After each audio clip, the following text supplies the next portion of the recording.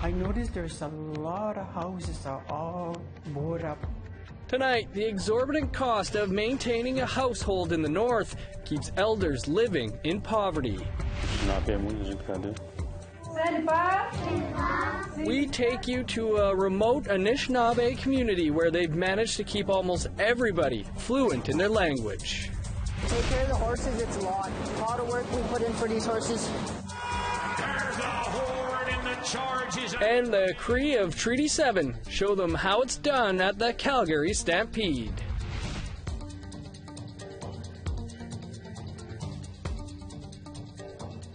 Good evening, I'm Dennis Ward. A national Indigenous organization is calling on the federal government to step in and help with transportation services in the western provinces. The call comes following an announcement this week by Greyhound Canada that it was ending bus service come the end of October. According to the Native Women's Association of Canada, reliable transportation is a lifeline for many. Here's Annette Francis with that story. These Greyhound buses continue to service travelers across the country for now, but come fall, routes in the western provinces will be cut. And according to Judy Hughes, a Saskatchewan board member of the Native Women's Association of Canada, there's deep concern. We use this service for basic mobility, like taking your children to the hospital for health care, for access to education, to travel back and forth, and different things like that. And it's quite serious that they now don't have that form of transportation. Hughes says it's a crisis situation. That's why her organization is calling on the federal government to intervene. And we need to step up a bit more, I think, in terms of trying to bridge the relationship between the federal and provincial governments and our own Indigenous governments to try to ensure that there's safe transportation for everybody. The issue of transportation has come up in multiple reports and inquiries. It's a recommendation that was endorsed in the National Inquiry into Missing and Murdered Indigenous Women and Girls interim report. The need for more frequent and accessible transportation services to be made available to Indigenous women. This was a particularly urgent recommendation for more remote areas and areas where hitchhiking is one of the only ways people without cars can travel. Commissioner Brian Alfson agrees there needs to be a solution. Well, I thought it was unfortunate news because throughout the inquiry, we've been hearing about the challenges posed by the lack of public transportation for Indigenous women and girls, particularly those in remote and northern communities. So it's unfortunate that there's further cuts in service, such a significant cutback in Western Canada. The cuts are scheduled to take effect October 31st. In the meantime, Hughes says the Native Women's Association will continue to call on the federal government to intervene. Annette Francis, APTN National News, Ottawa. Meanwhile, a new public shuttle bus is up and running in British Columbia, just as it looks as though Greyhound is reaching the end of its road. Here's part 2 of Charlotte Mort Jacobs' examination, getting a ride on the Highway of Tears.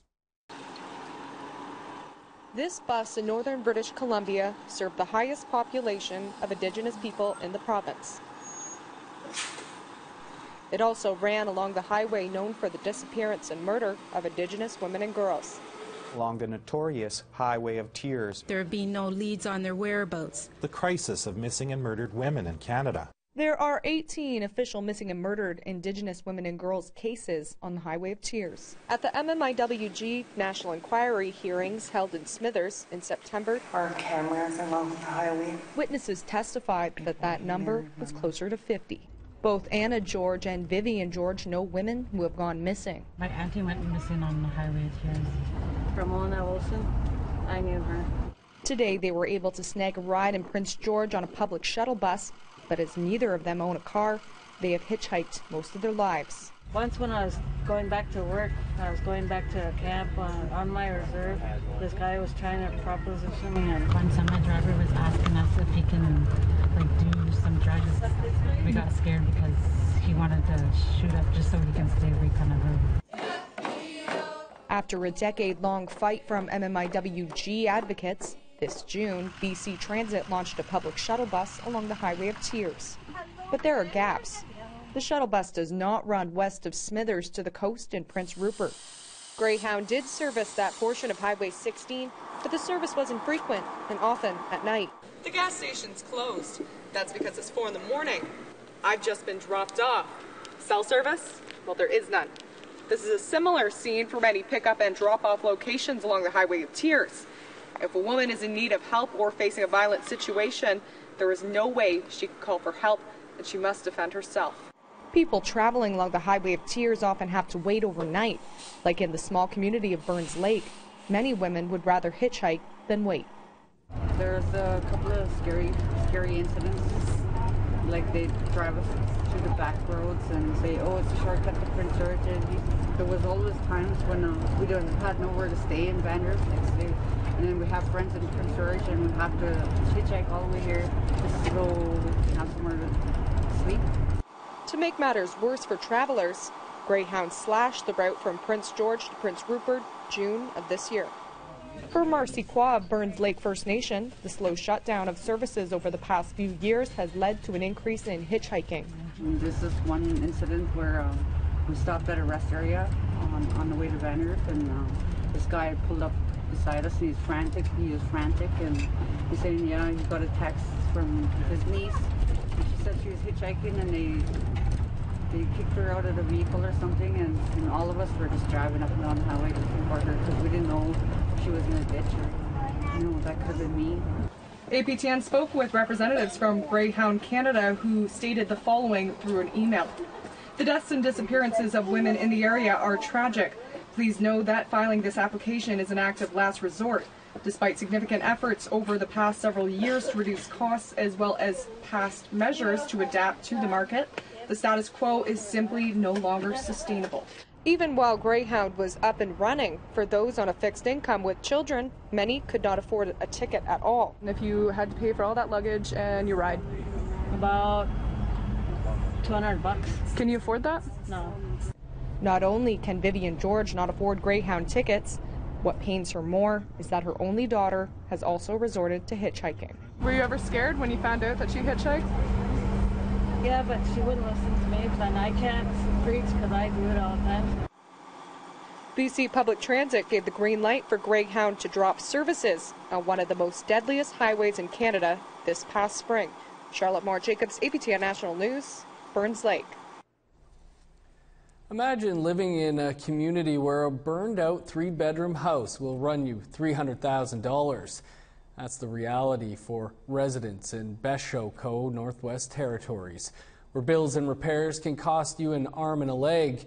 And for those who talk to APTN's Yellowknife reporter Charlotte Moore-Jacobs, the struggle to afford housing is only worsening.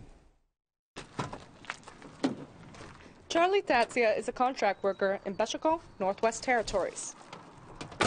He built his home from lumber given to him in 1989 from the NWAC Housing Corporation. But 6 years ago, he had a major fire that destroyed half his house. When I lost my house, I lost all my tools, my skidoos, my outboard motor that were all under the house. There's nothing inside but 2x4. He says he sought money from his regional government, but was told there was no budget for house fire repairs. I lost everything to a fire.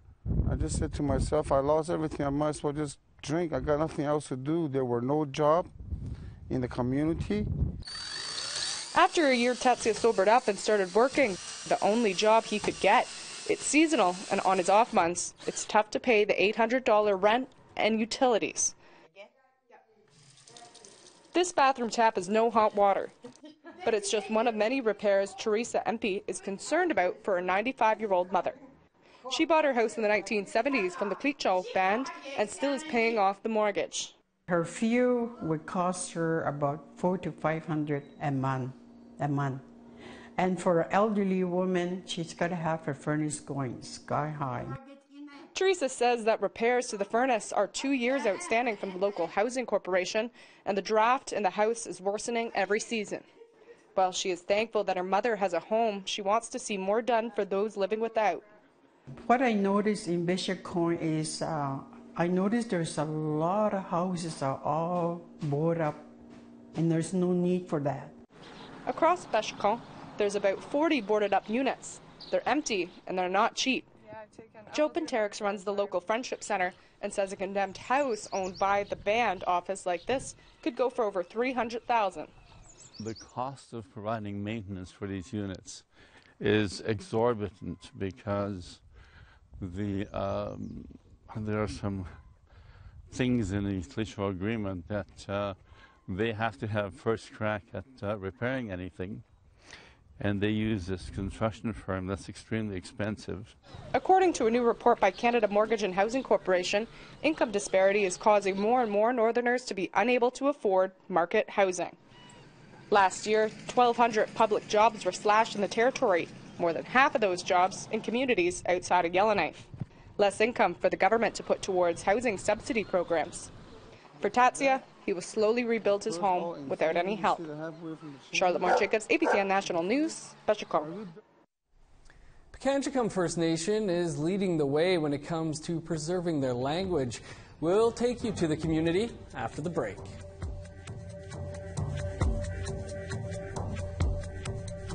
Here's a look at Friday's weather forecast starting on the East Coast. 23 for Charlottetown and Halifax. 26 and sunny for Happy Valley Goose Bay. Rain and 19 in La Grande. 18 in Sept-Île. 28 under the sun in Montreal. A hot day across southern Ontario. 32 in Windsor. 31 in Toronto. 30 for Sarnia. The heat continues in the northern part of the province. 30 under sunny skies for Thunder Bay.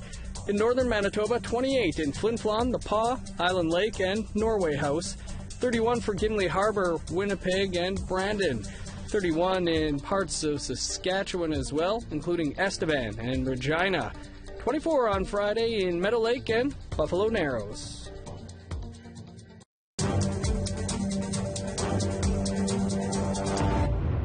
Welcome back.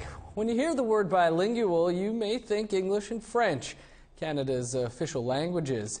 Our reporter Willa Fiddler traveled to Pikangikum First Nation in northwestern Ontario, where the first language is Anishinaabe-Moan, and the children are bilingual, but not in French. You may or may not recognize the sound of children speaking the Ojibwe language.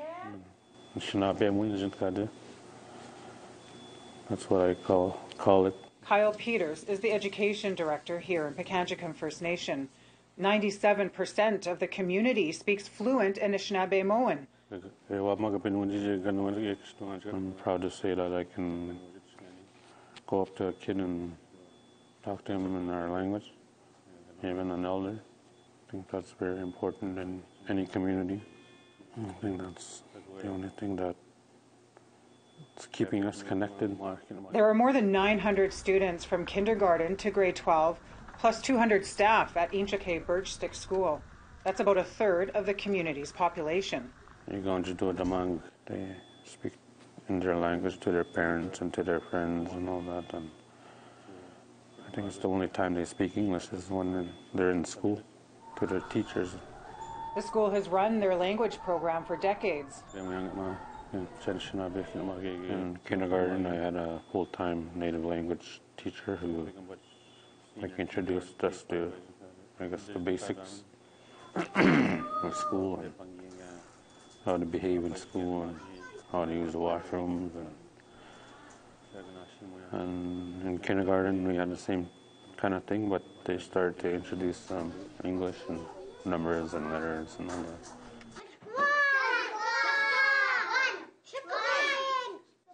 There are 29 classrooms for kindergarten to grade 8, with a language teacher in each classroom. Kindergarten is full Anishinaabe-Moan. Grades 1 to 8 get 45 minutes of instructed Anishinaabe-Moan each day. The children always hear the language spoken, and it's pretty good. McDonald Turtle has been working at the school for 27 years. He used to be a language teacher. Now he teaches kindergarten. We used to have these kind of teachers in our schools, and the native language instructor used to come around and taught us how to write Slavics. I can write Slavics. He said elders were the instructors back then, but these days there's a new generation taking on the role. Paige Sagashi is 21 years old. She teaches Anishinaabe-Moan to a grade 3 class. I was inspired by my native language teachers when I was in same class that I am right now. When she's not instructing, she's supporting teachers and students. I kind of help the teacher with the students with their math, their English, and also just like to keep the classroom calm by speaking to them. Pikangikum is about 500 kilometers north of Thunder Bay. Like most remote communities in northwestern Ontario, it's accessible by plane, but also by boat. Isolation is a benefit to our language, I guess, because it keeps us in here, keeps us communicating like that. That's one thing that keeps our language alive, I guess. Even though Pikangikum is isolated, there are outside influences. But there's a lot of media now, and children are really into it.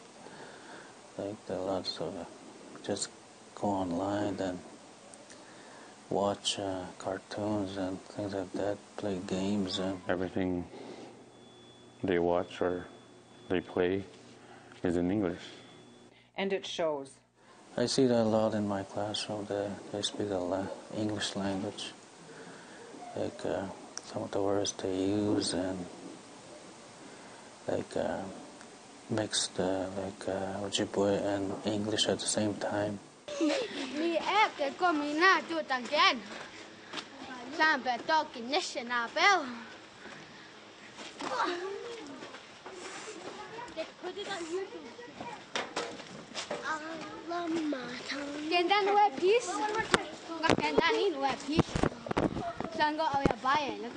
Turtle said having more resources like books in Anishinaabemowin is important, and so is including elders in the language and teachings.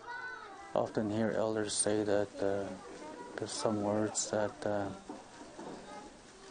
words that they used, the word that they spoke, like some of it is gone now. There's new words that this generation is using. An Ojibwe language teacher was recently hired for the high school division, and Peters is looking to hire more. This is the place that needs to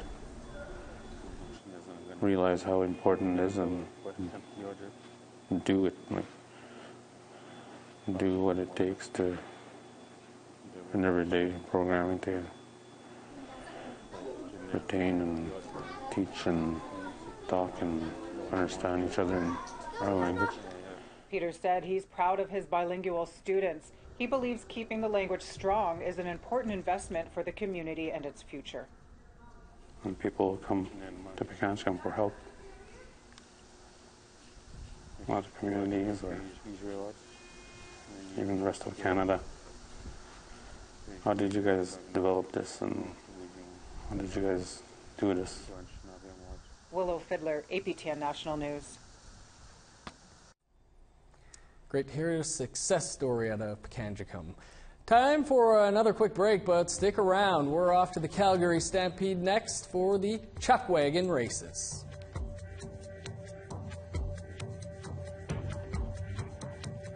Here's the rest of Friday's weather forecast, picking back up in a cloudy northern Alberta. 20 for Fort Chipewyan, 23 in Fort McMurray. Sunny and 34 in Medicine Hat, 32 in Lethbridge. Sunny day across much of BC, 32 for Penticton, 31 in Kamloops. Cloudy and 16 in Fort Nelson and Dease Lake. That cloud continues across the Yukon, 21 in Dawson City and Beaver Creek. Cloudy in NWT as well, 17 for Fort Simpson and Wrigley. +3 for Sax Harbor, 20 in Fort McPherson. A warm day in store for parts of Nunavut, 21 in Arviette, 20 in Whale Cove. Rain and 13 in Cape Dorset on Friday, +1 in Resolute.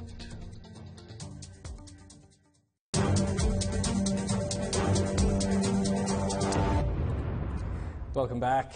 The Indigenous presence at the Calgary Stampede is growing, and that includes the world-famous Chuck Wagon races. Tamara Pimentel met up with two of the competitors. There's a horde and the charge is underway. The sounds of pounding hooves and a roaring crowd means the world-famous chuck wagon races are underway at the Calgary Stampede. And while these races last for 1 week every summer, it takes a lot of time and effort year-round to prep for this competition.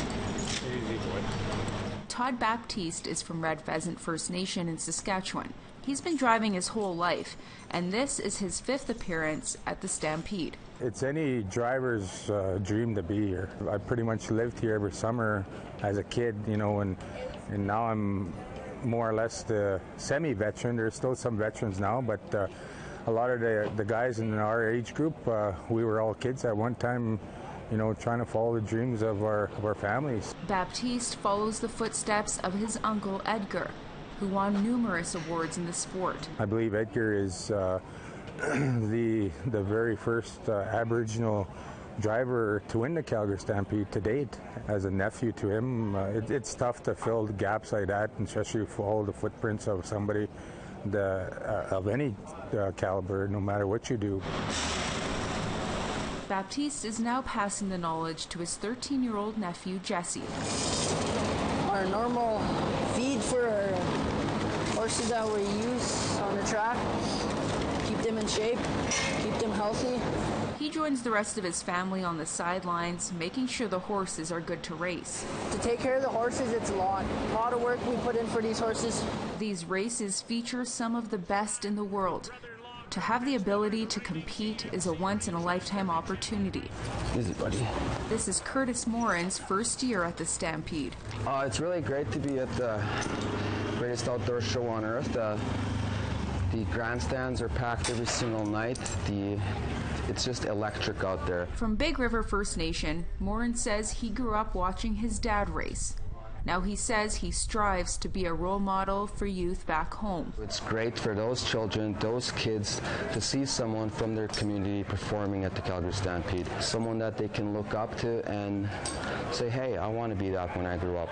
We can be anything we choose to be when we grow up. Kit Kat here definitely knows it.